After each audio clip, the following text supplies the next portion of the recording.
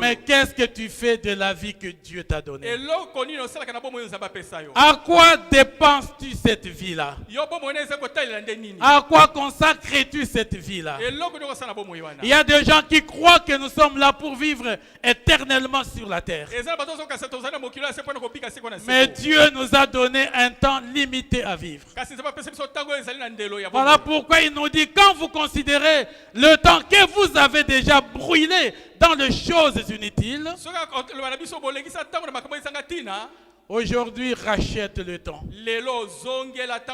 Car les jours sont mauvais. Dieu veut que dans les jours qui viennent, vous soyez capable de mettre en valeur le peu de temps qui vous reste à vivre. Dans l'épître de Jacques, chapitre 4, la Bible dit ceci. Et il nous donne Jacques, c'est l'apôtre qui était le frère de Jésus-Christ. Il dit, qu'est-ce que votre vie? Si vous pensez à vous-même, qu'est-ce que votre vie? Et la Bible dit, vous êtes une vapeur qui paraît pour un peu de temps et qui ensuite disparaît. Donc ici, l'apôtre Jacques compare la vie d'un homme à la vapeur. Lorsque nos mamans préparent à la maison et lorsque la casserole est couverte, l'eau peut atteindre la température de 100 degrés. Et lorsque vous enlevez le couvercle, il y a une vapeur qui s'élève de cette casserole. Et cette vapeur ne fait même pas 1 mètre d'auteur. Et elle disparaît. Amen. Amen. C'est à cela que Dieu compare notre vie. Nous ne sommes qu'une vapeur qui s'élève pour un peu de temps et qui disparaît. Et dans cette laps de temps, Dieu veut que tu examines toi-même comment tu t'étais conduit, comment tu as marché. On a essayé de vous parler tout à l'heure de ce qu'a été une année d'existence de cette œuvre de Dieu. Là, on a essayé juste de passer en revue. Mais Dieu veut nous exhorter ce matin afin que chacun de nous essaie d'examiner le nombre d'années de sa vie. Comment vous avez passé le nombre d'années de ta vie? À quoi vous avez destiné cela? Quel pourra avoir été l'intérêt de Dieu dans ce que vous avez connu comme vie? Il dit pour vous qui dites, demain j'irai à tel endroit. Demain j'irai en Europe. Demain je serai dans tel pays d'Asie. Il dit vous ne savez pas ce que vous dites. Vous auriez pu dire si Dieu le veut, demain je pourrai faire ça.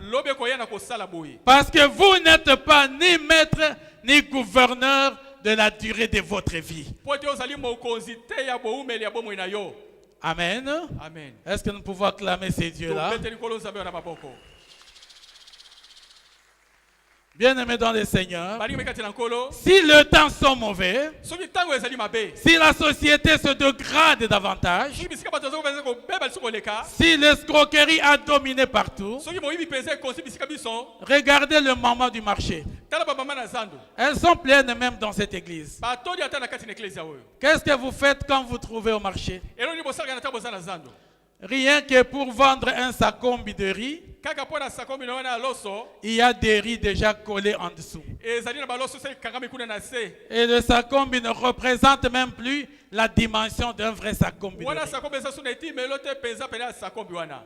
Il est même surprenant dans le service de l'État. Il n'y a presque plus un service qu'on peut obtenir gratuitement. Et les gens croient que les choses vont s'améliorer parce qu'on fait des efforts pour la bonne gouvernance. Je vous dis, allez-y même en Europe. Le niveau de la dégradation est en train de s'élever partout. Le niveau de la dépravation de mœurs est en train de s'accentuer partout. Et Dieu veut avertir son peuple que nous n'avons pas une vie éternelle sur la terre. Un jour, la vie sur la terre prendra fin. Et on te demandera ce que tu auras fait de ta vie. Parce que ce jour-là, tu seras seul sur le juste, devant le juste juge. Nous avons une très courte vie à vivre. Et l'apôtre Jacques a voulu nous parler de la brièveté de la vie. Nous qui prenons de programmes sans Dieu, nous qui décidons de faire tout ce que nous croyons que nous sommes maîtres de pouvoir le faire. Il dit, vous auriez pu dire, si Dieu le veut, nous pourrons faire ceci ou cela. Si Dieu le permet, je peux venir et faire ce que tu crois que je peux faire. Bien-aimés dans le Seigneur, lorsque nous réalisons toutes ces choses, les hommes, nous nous fatiguons en courant partout. Parce que le souci de tout homme sur cette terre des hommes, c'est de vivre heureux. Tout ce que nous faisons, nous nous battons, nous sommes même des ennemis les uns les autres, nous nous réconcilions. Tout ce que nous recherchons, comment nous pouvons vivre heureux? Et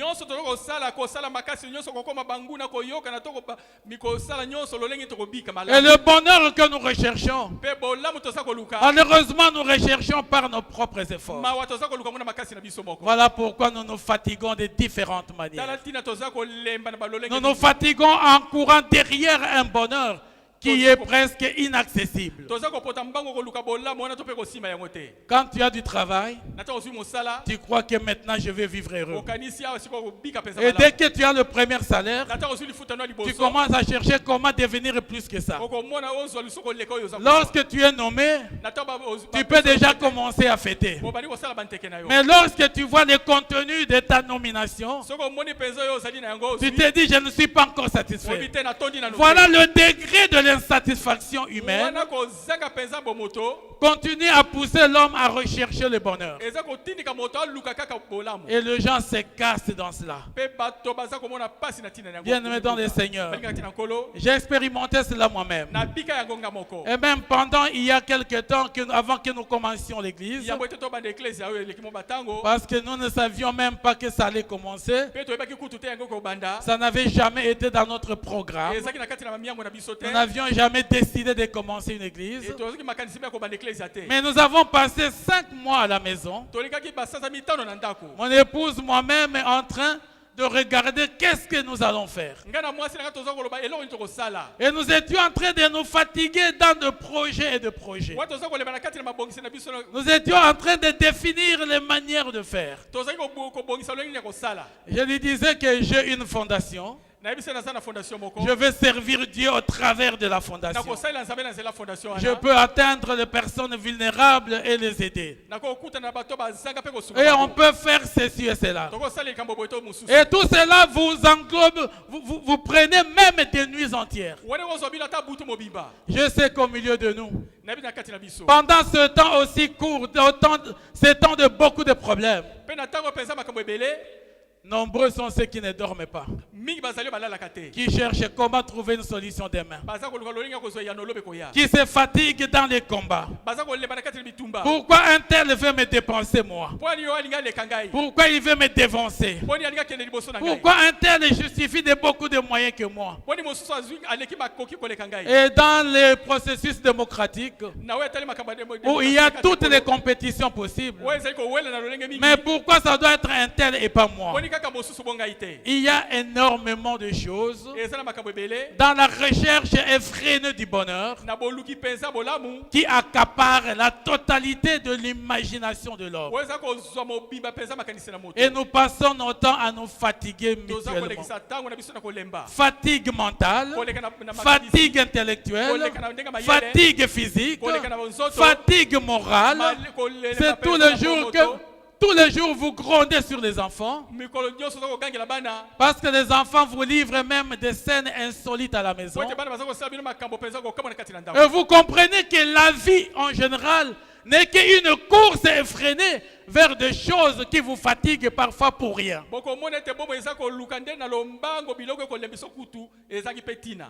Amen. Amen. Voilà comment Dieu regarde les hommes. Et il nous regarde comme en train de courir. Je le disais à un ami français qui est là,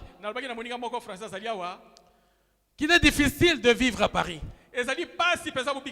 Quelle est cette ville où tout le monde court de partout? Même si vous essayez de marcher, mais on va vous bousculer de partout pour aller chercher le métro.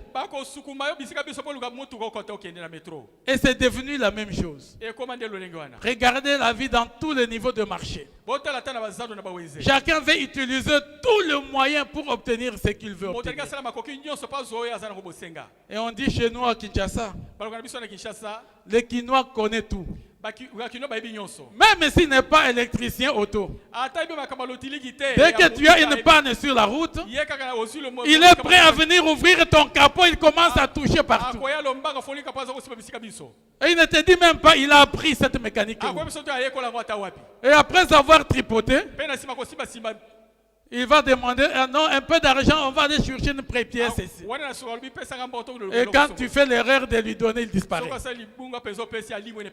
Les gens courent derrière la survie. Des gens courent derrière la vie. Et des gens courent derrière toutes ces choses.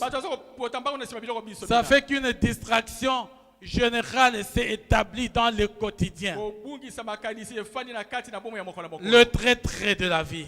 Voilà pourquoi nous avons dit avec l'apôtre Paul, rachetons le temps, les jours sont mauvais. Cherchons à donner la valeur à notre vie. Dans l'évangile selon Matthieu, le chapitre 11, versets 25 à 30, la Bible dit ceci. Et c'est Jésus qui parlait à ses disciples. Venez à moi, vous tous qui êtes fatigués et chargés, et je vous donnerai du repos. Amen. Amen. Si l'homme pouvait comprendre qu'il y a quelqu'un qui veut l'aider à porter son fardeau, nous aurions pu laisser notre fardeau quelque part, parce qu'il y a quelqu'un qui va le prendre et pouvoir nous l'aider à marcher. Mais sur cette terre, nous sommes devenus comme un exemple courant qu'on donne.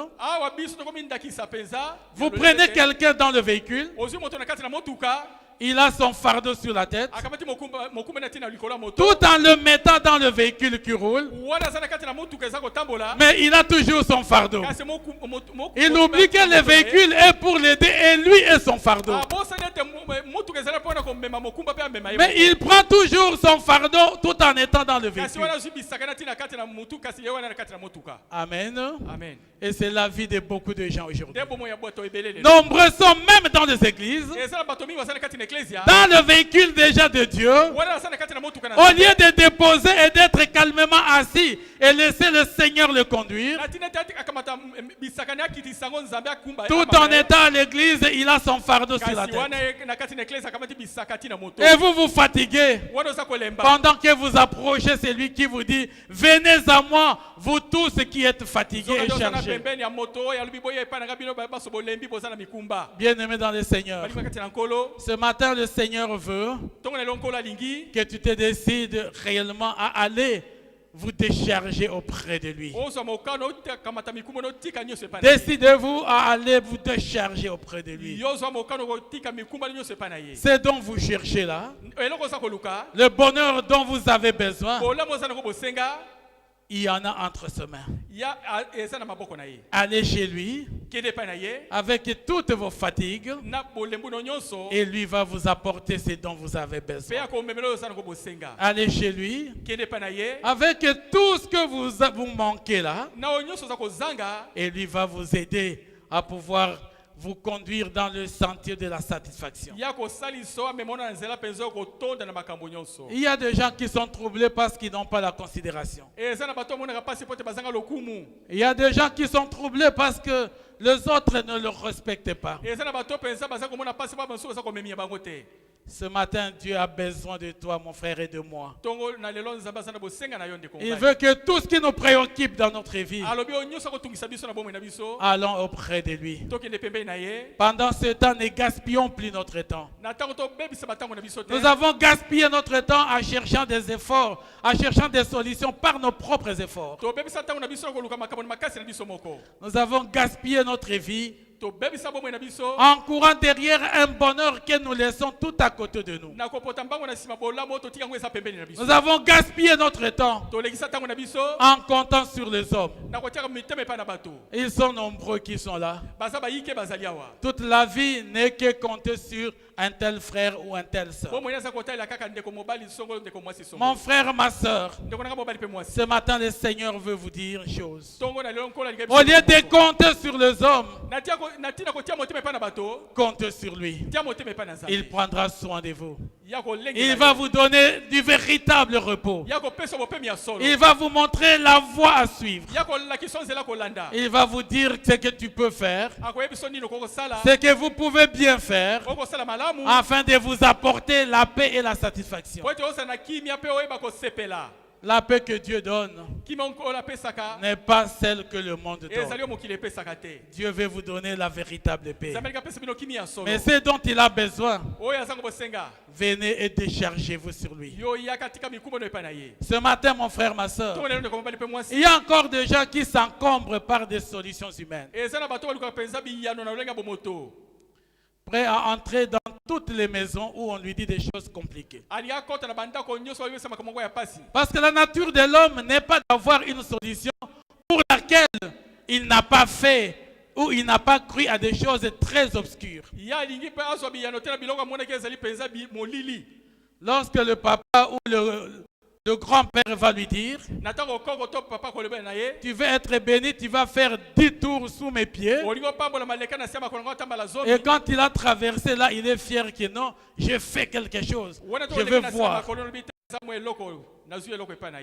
Quand on n'est pas allé chercher une croix ou je peux appeler ça une bague magique ou une chaînette magique que tu vas agiter chaque matin, on ne croit pas avoir la solution. L'homme veut avoir une solution et toutes les richesses possibles au centuple sur cette terre et la vie éternelle au ciel avec des tribulations.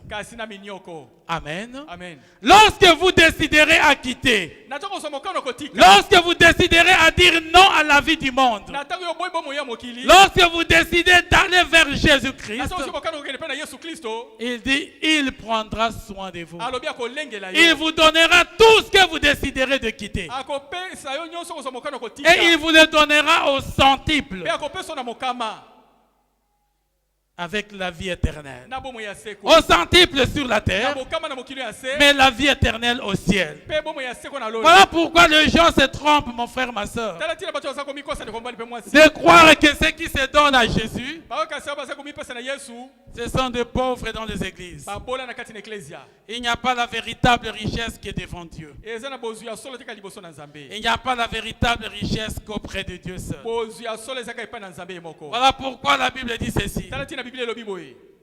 Dans le psaume 127. En vain, vous vous levez tôt le matin ou du bon matin et vous dormez tard la nuit et vous mangez le pain de la douleur. Mais le Seigneur en donne autant à ses bien-aimés pendant leur sommeil. Amen. Est-ce qu'on peut acclamer ces dieux-là? Il dit, en vain vous vous levez tôt le matin et vous dormez tard la nuit et vous mangez le pain de la douleur. Vous devez souffrir avant d'avoir même un petit pain.